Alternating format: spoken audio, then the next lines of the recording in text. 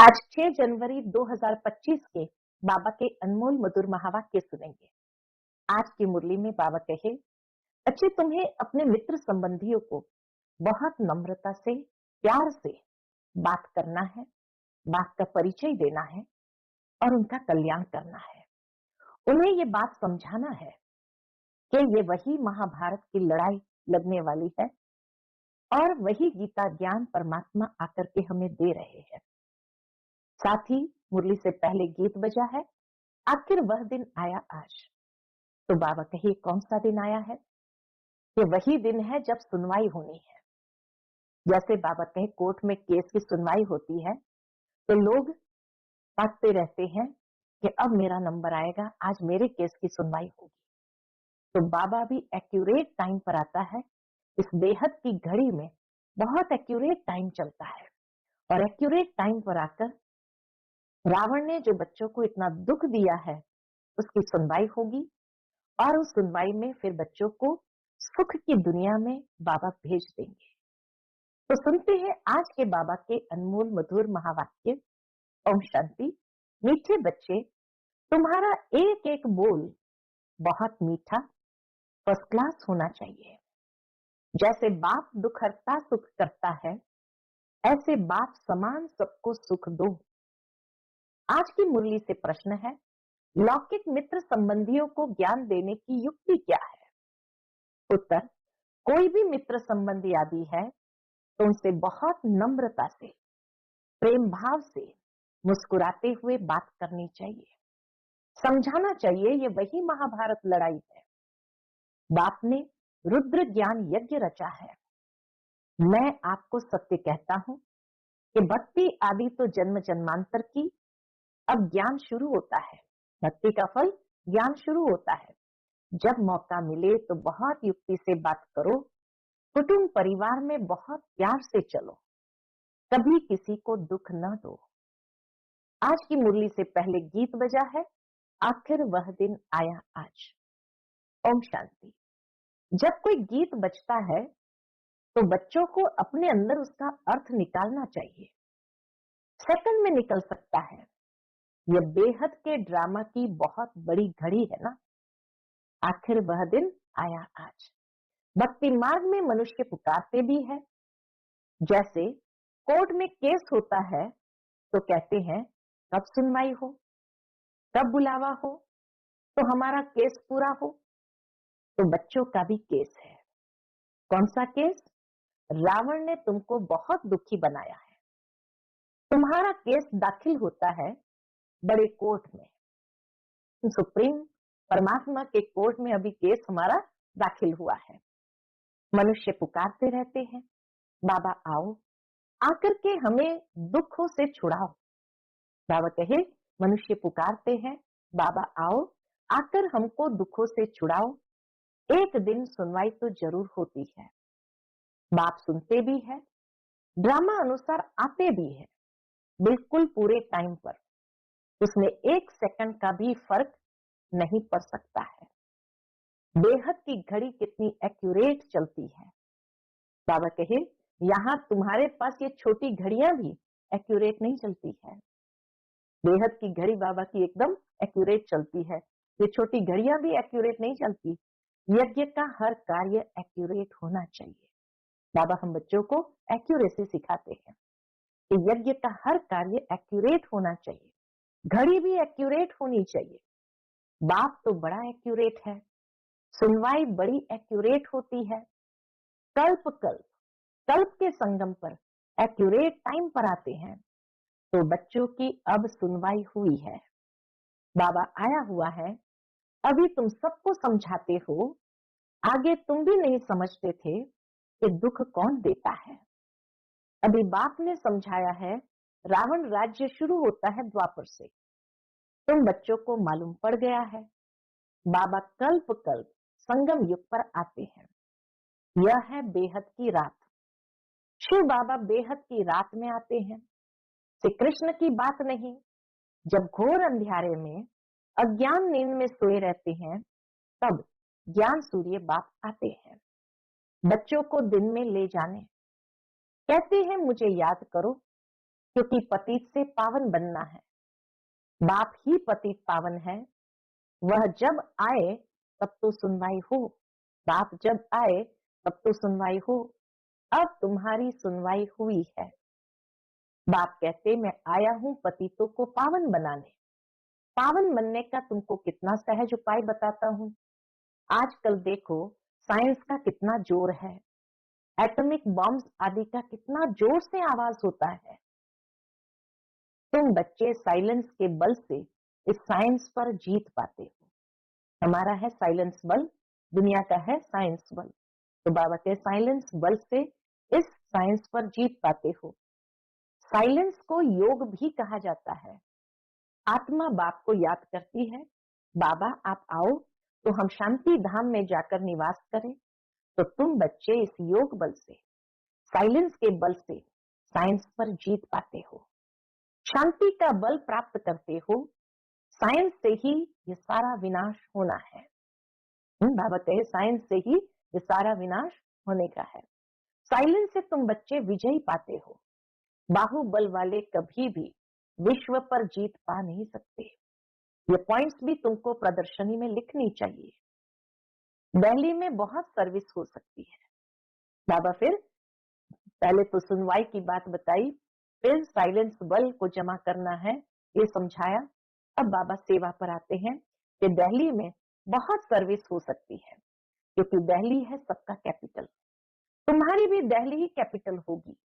दिल्ली को ही परिस्थान कहा जाता है। पांडवों के किले तो नहीं है, किला तब बांधा जाता है जब दुश्मन चढ़ाई करते हैं। तुमको तो किले आदि की दरकार रहती नहीं।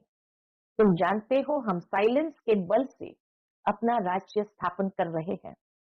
उन्हों की है आर्टिफिशियल साइलेंस, तुम्हारी है रियल साइलेंस। ज्ञान का बल शांति का बल कहा जाता है। नॉलेज है पढ़ाई, पढ़ाई से ही बल मिलता है। पुलिस सुपरिंटेंडेंट बनते हैं, कितना बल रहता है। बाबा कहे जो पुलिस सुपरिंटेंडेंट बनते हैं तो कितना बल रहता है। वह सब है जिस्मानी बातें दुख देने वाली। तुम्हारी हर बात रूहानी है, उनकी हर बात जिस्मानी है, हमारी हर बात रूहानी है। तुम्हारे मुख से जो भी बोल निकलते हैं वह एक एक बोल ऐसे फर्स्ट क्लास मीठे हो जो सुनने वाला खुश हो जाए। जैसे बाप दुख हरता सुख करता है, ऐसे तुम बच्चों को भी सबको सुख देना है। कुटुंब परिवार को भी दुख आदि न हो, कायदे अनुसार सबसे चलना है। कितना प्यार से बाबा कैसे लौकिक में रहना है ये भी सिखाते हैं कि कायदे अनुसार सबसे चलना है, बड़ों के साथ प्यार से चलना है। मुख से अक्षर ऐसे मीठे फर्स्ट क्लास निकले जो सब खुश हो जाए। बोलो शिव बाबा कहते हैं मन मना भाव, ऊंच से ऊंच मैं हूं। मुझे याद करने से ही तुम्हारे विकर्म विनाश होंगे। बहुत प्यार से बात करनी चाहिए। समझो कोई बड़ा भाई हो, बोलो दादाजी शिव बाबा कहते हैं मुझे याद करो। शिव बाबा जिसको रुद्र भी कहते हैं वही ज्ञान यज्ञ रचते हैं। श्री कृष्ण ज्ञान यज्ञ अक्षर नहीं सुनेंगे, रुद्र ज्ञान यज्ञ अक्षर है। श्री कृष्ण ज्ञान यज्ञ अक्षर नहीं सुनेंगे, रुद्र ज्ञान यज्ञ कहते हैं।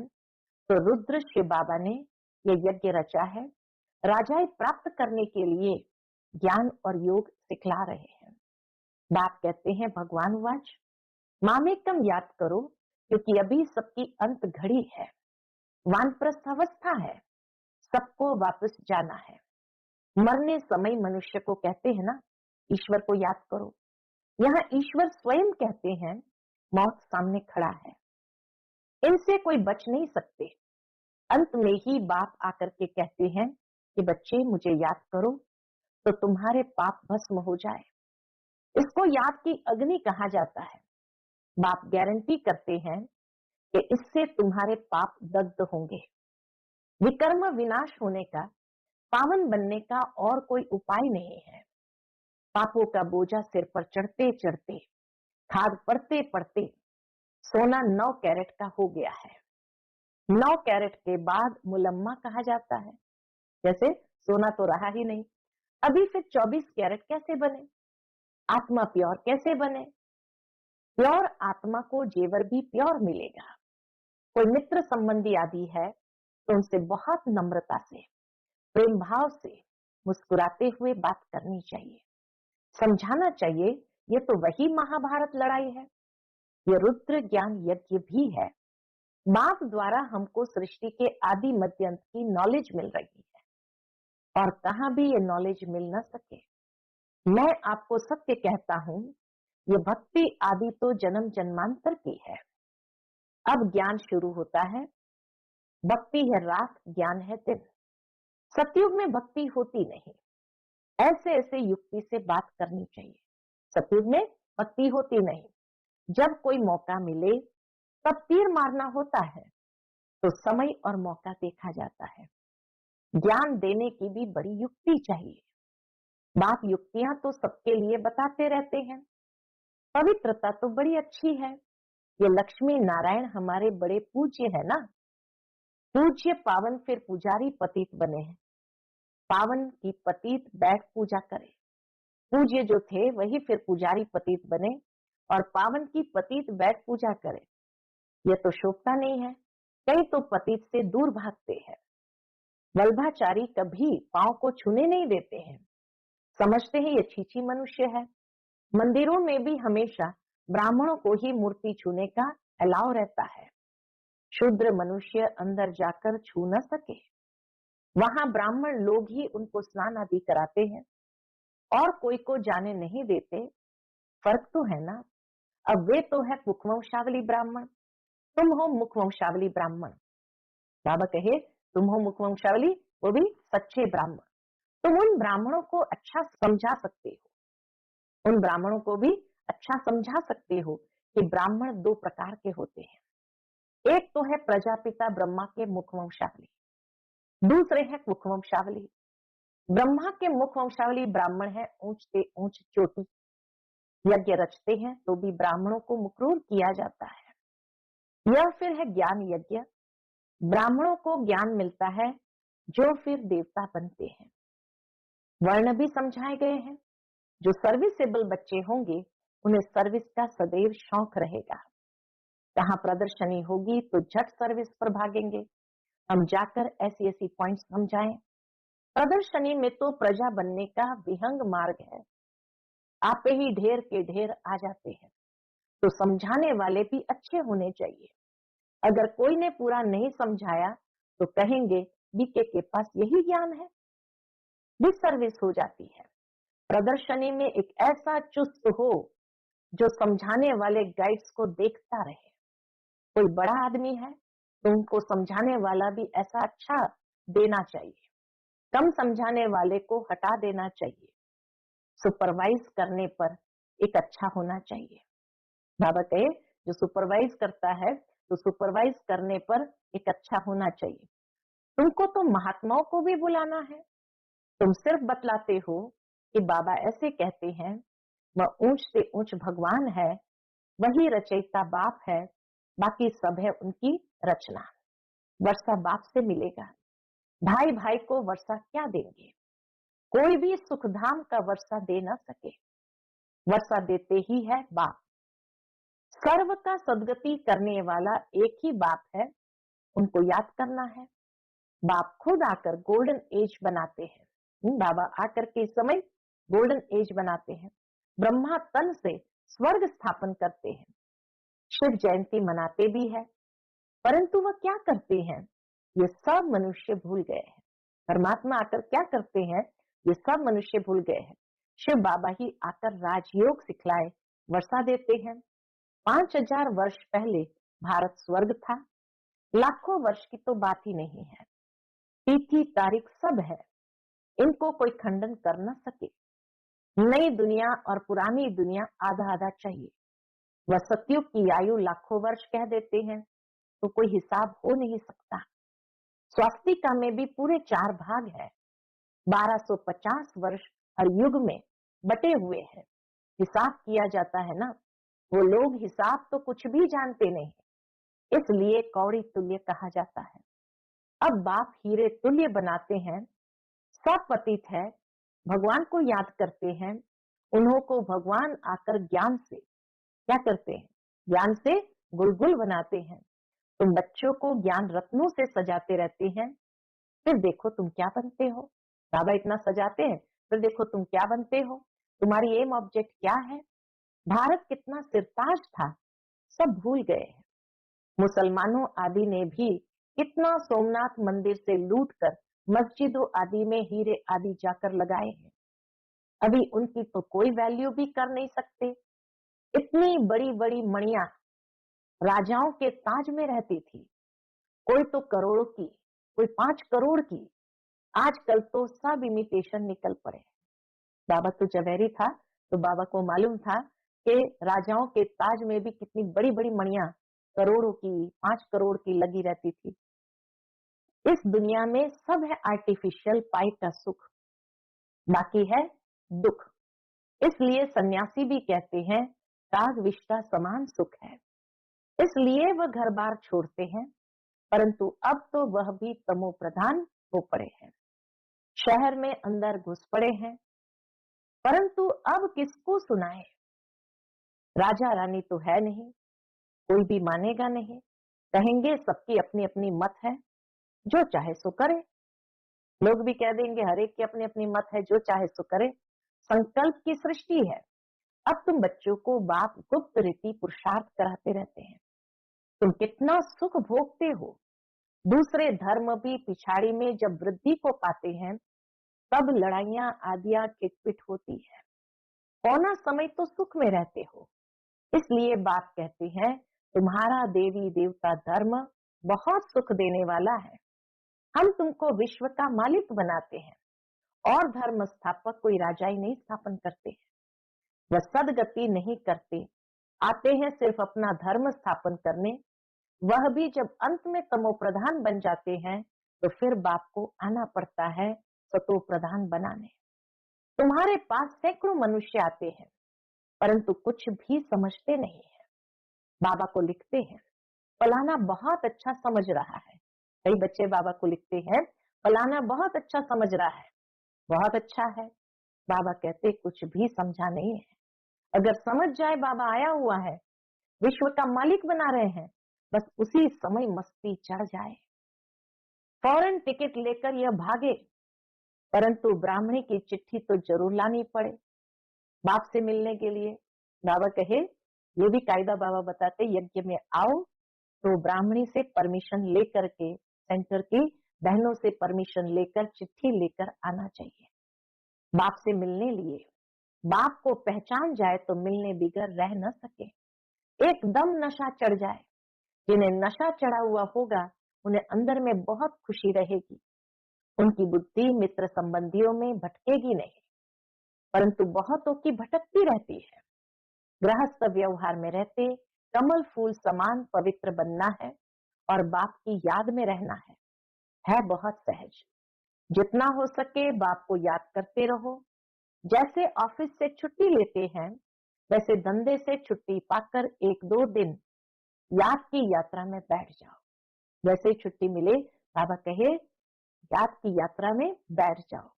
घड़ी घड़ी याद में बैठने के लिए, अच्छा सारा दिन व्रत रख लेता हूँ बाप को याद करने का, कितना जमा हो जाएगा। विकर्म भी विनाश होंगे। बाप की याद से ही सतो प्रधान बनना है। सारा दिन पूरा योग तो किसका लग भी न सके।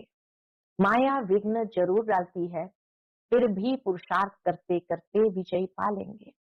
बस आज का सारा दिन बगीचे में बैठ बाप को याद करता हूँ। खाने पर भी बस याद में बैठ जाता हूँ। यह है मेहनत। हमको पावन जरूर बनना है, मेहनत करनी है, औरों को भी रास्ता बताना है। बैठ तो बहुत अच्छी चीज है, रास्ते में आपस में भी बात करते रहेंगे तो बहुत आकर सुनेंगे क्या बातें कर रहे हैं। बाप कहते मुझे याद करो, बस मैसेज मिल गया तो हम रिस्पॉन्सिबिलिटी से छूट गए। सबको मैसेज कम से कम देते चले। अच्छा, मीठे मीठे सिकिलधे बच्चों प्रति माता पिता बाप दादा का याद प्यार और गुड मॉर्निंग। रूहानी बाप की रूहानी बच्चों को नमस्ते। हम सब रूहानी बच्चों की रूहानी माता पिता बाप दादा को याद प्यार, गुड मॉर्निंग और नमस्ते। नमस्ते। शुक्रिया बाबा, शुक्रिया। आज की मुरली से धारणा के लिए मुख्य सार है। पहली पॉइंट, धंधे आदि से जब छुट्टी मिले तो याद में रहने का व्रत लेना है। माया पर विजय प्राप्त करने के लिए याद की मेहनत करनी है। दूसरी पॉइंट, बहुत नम्रता से और प्रेम भाव से मुस्कुराते हुए मित्र संबंधियों की सेवा करनी है। उनमें बुद्धि को भटकाना नहीं है, प्यार से बाप का परिचय देना है। आज का बाप दादा का मधुर वरदान हम बच्चों के प्रति है, चलते फिरते फरिश्ते स्वरूप का साक्षात्कार कराने वाले साक्षात्कार मूर्त भव। चलते फिरते फरिश्ते स्वरूप का साक्षात्कार कराने वाले साक्षात्कार मूर्त भव। जैसे शुरू में चलते फिरते ब्रह्मा गुम होकर श्री कृष्ण दिखाई देते थे, इसी साक्षात्कार ने सब कुछ छुड़ा दिया। ऐसे साक्षात्कार द्वारा अभी भी सेवा हो। जब साक्षात्कार से प्राप्ति होगी तो बनने के बिना रह नहीं सकेंगे। इसलिए चलते फिरते फरिश्ता स्वरूप का साक्षात्कार कराओ। भाषण वाले बहुत है, लेकिन आप भाषण देने वाले बनो, तब समझेंगे ये अल्लाह लोग हैं। बाबा कहे आप भाषण देने वाले बनो, तब समझेंगे ये अल्लाह लोग हैं। आज का स्लोगन है, सदा रूहानी मौज का अनुभव करते रहो तो कभी भी मूंझेंगे नहीं। सदा रूहानी मौज का अनुभव करते रहो तो कभी भी मूंझेंगे नहीं। आज का अव्यक्त इशारा, अपनी शक्तिशाली मनसा द्वारा प्रकाश देने की सेवा करो। अब अपने दिल की शुभ भावनाएं अन्य आत्माओं तक पहुंचाओ। साइलेंस की शक्ति को प्रत्यक्ष करो। हर एक ब्राह्मण बच्चे में ये साइलेंस की शक्ति है। सिर्फ इस शक्ति को मन से, तन से इमर्ज करो। एक सेकंड में मन के संकल्पों को एकाग्र कर लो तो वायुमंडल में साइलेंस की शक्ति के प्रकंप